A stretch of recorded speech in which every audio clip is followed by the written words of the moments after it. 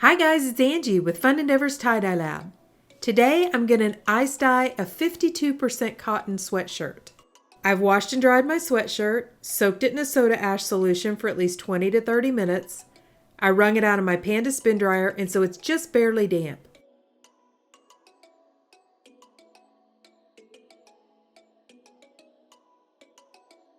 I'm going to use my fingers and form some folds or scrunch the shirt. Then I'm going to use some rubber bands to hold those folds in place.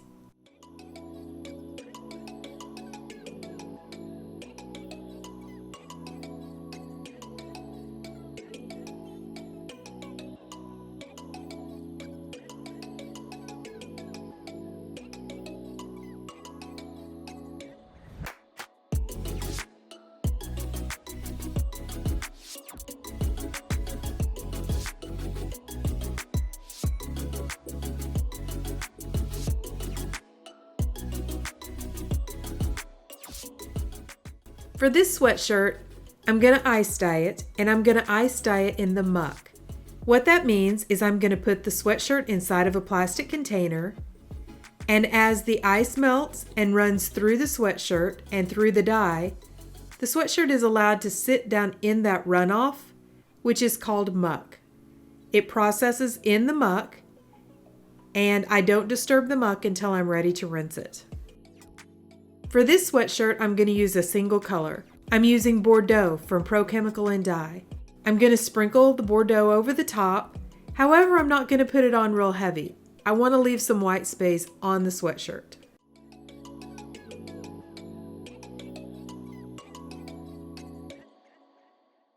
I'm going to add a sprinkle of soda ash over the top, just to make sure as the ice melts and runs through the sweatshirt, I still have plenty of soda ash inside to react with the dye. Then I'm going to add on a generous layer of ice. I put the sweatshirt aside and allowed it to process for at least 48 hours after the ice melted.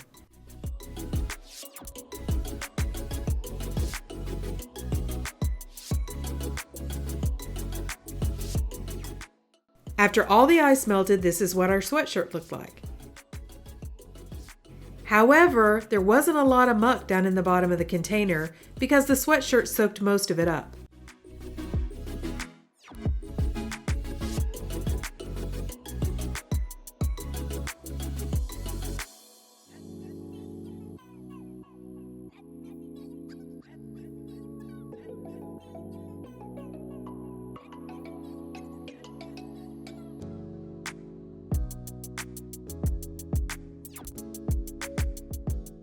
I rinsed it really well, washed it and dried it, and this is what it looks like.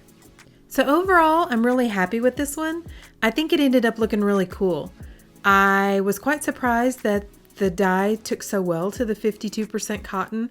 I mean, I know it's not as vibrant as it would be if it were 100% cotton, but I'm still really happy with it.